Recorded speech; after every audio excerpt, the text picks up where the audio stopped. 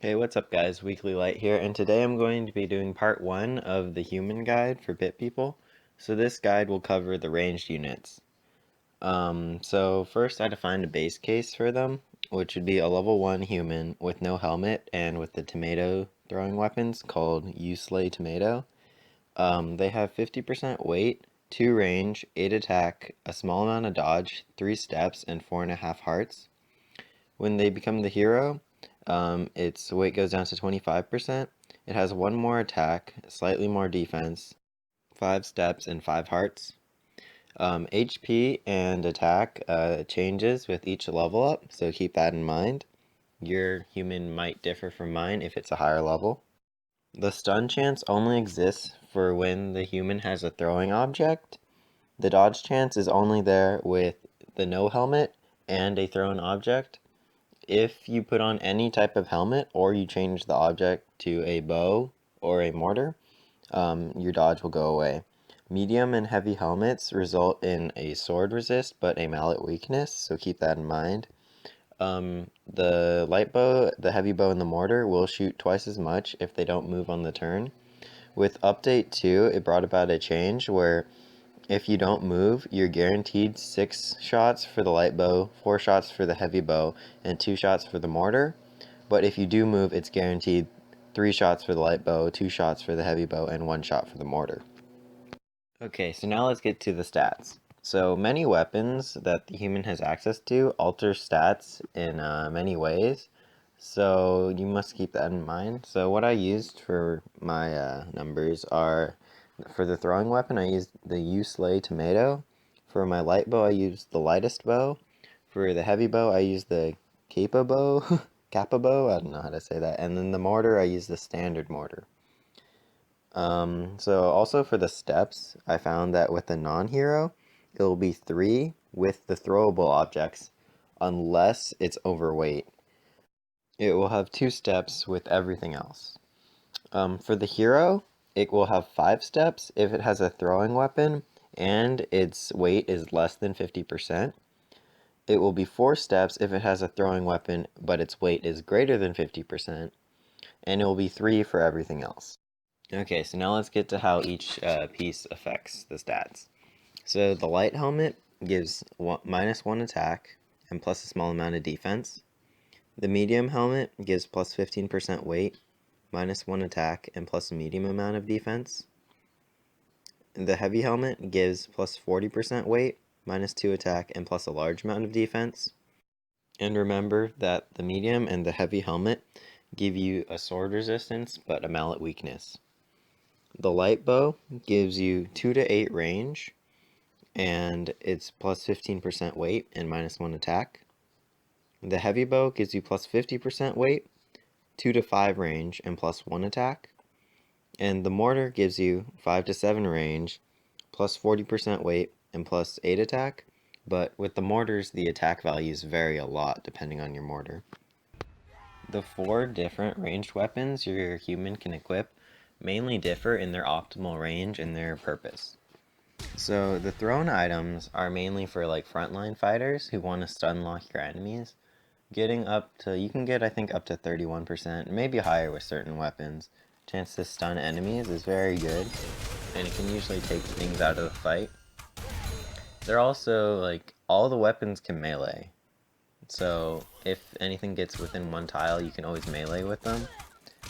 Unlike the rainbow horse, which can't melee. So the throwing items are definitely frontline stunning.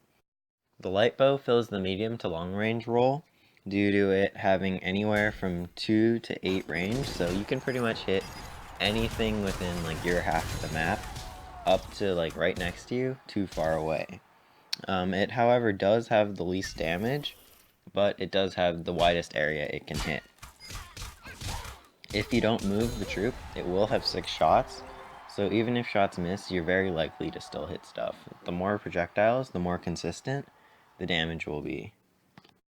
The heavy bow has medium range, as seen by it being able to hit targets like 2 to 5 tiles away, so it has significantly less range than the light bow, but it does have better damage.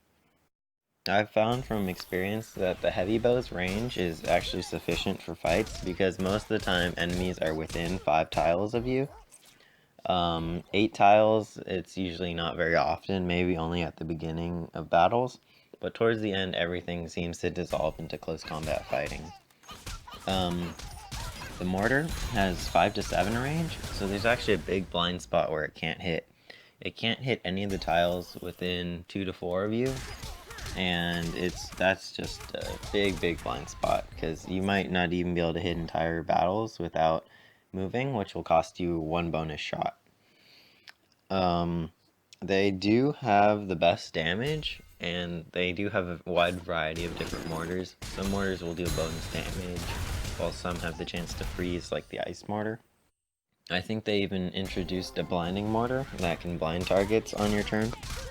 I think the light bow, the heavy bow, and the mortar all synergize very well with the Spydar, because if they mount on the Spydar, they're protected, and they can move around to readjust their range, while still being able to maintain the double shot.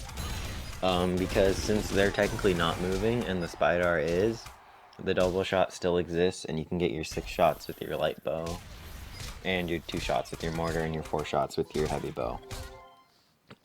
If you choose the right bow, it can be considered a sharp projectile and can deal bonus damage to vampires, which can prevent them from getting you late game, because if your archer takes them out early game, then you don't have to worry about them hitting your bleeding targets.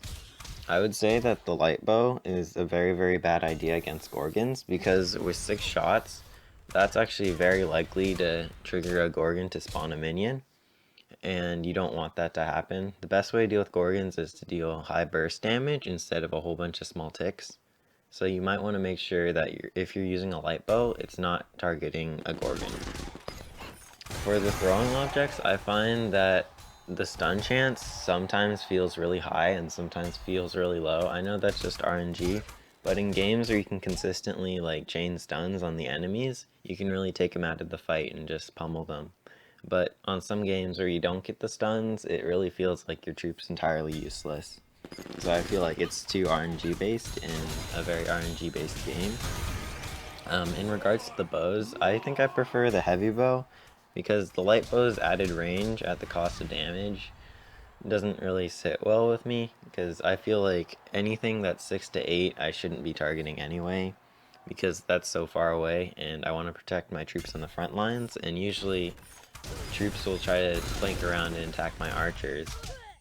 The additional shots increase the consistency and makes your damage closer to the average damage it should be dealing, but I find that 2 extra shots isn't game changing, and it's a pleasant surprise, but it's not extremely necessary. The mortar seems to compete with the rainbow horse, so I wouldn't recommend just using an explosion based mortar. I would say use a utility mortar such as the blinding one or the freezing one, because the rainbow horse seems to deal much more damage when it does detonate properly, and the rainbow horse is probably one of the best damage dealers, and it's hard to compete with it. The fact that you can't move the mortar to get your double shot, but you can move a rainbow horse and still deal that much damage really moves in the favor of the rainbow horse. So I would say if you're going to use a mortar, you should probably use a utility one, or swap it out for a rainbow horse, because it deals just so much damage and it's super effective on wraiths.